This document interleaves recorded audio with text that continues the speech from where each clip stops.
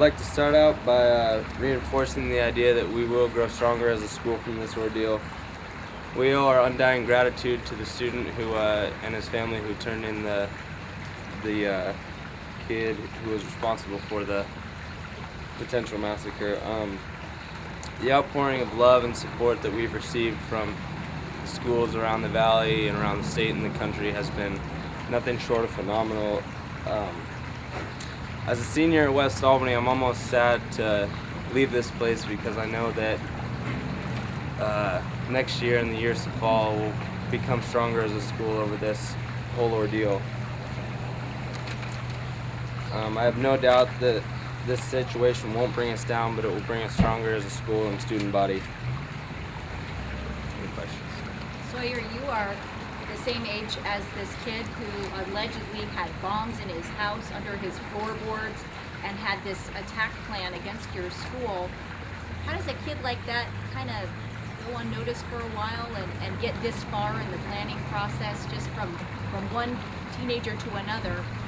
What do you think was troubling him? I'm not sure. I didn't know the kid personally. I did have one class with him this year. First class I've had with him in 4 years. He was a quiet kid, didn't say much. I can remember him in a group discussion with us, only talking about once or twice. Does it make you think you want to maybe extend yourself to the kids who are a little bit more quiet, maybe a little bit more reclusive on the outside, and try to bring them in a little bit more? Or do Yeah, I've thought about that all weekend. I, kind of punished myself a little bit for not maybe starting a conversation with the kid or, reaching out, bringing him into more discussions and groups to get to know him a little more. But yeah. So since you've always been in class for a little bit, what's kind of the reaction from some of your classmates after hearing this news and obviously having the police presence out there? Yeah, class, we're not scared as a school of the whole thing. We're, shocked that it happened here at West Albany.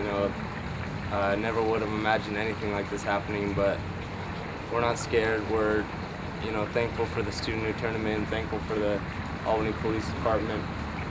But yeah, we'll proceed and we'll finish the year like we would have already.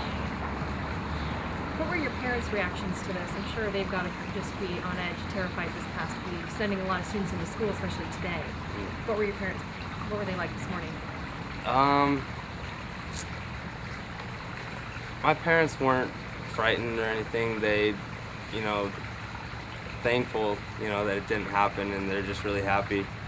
I spent the weekend with 4 of my good friends in Eastern Oregon, and we talked a lot about it, and we're just happy that obviously it didn't happen, and thankful for the kid in the Albany Police Department who turned him in.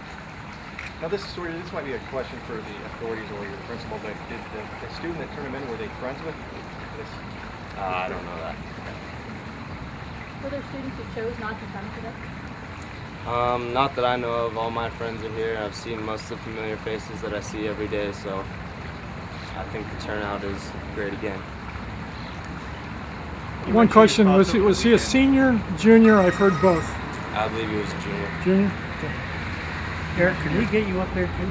Could we ask you some questions when he's done? Sure, when you're done with that, yeah, I'd be glad to. You mentioned your thoughts over the weekend. I'm just wondering, you obviously just a student, and you shouldn't be worried about anything but being a student, but because of this and other things you hear about in the news, does it make you think about some of the kids who maybe you don't know, who are quiet, maybe seem a little off, and make you think, what if this kid's doing something or needs someone to reach out? No, I wouldn't accuse anybody of... I don't mean accuse, I mean to just sort of open yourself up to be maybe more friendly to people who are in the shadows. Yeah, of course, you always want to reach out and start a conversation with a kid who maybe you'd never talked with before, but a lot of what ifs go through your head over the long weekend. What if I would have talked to him, been a friend to him, but I can't punish myself too much because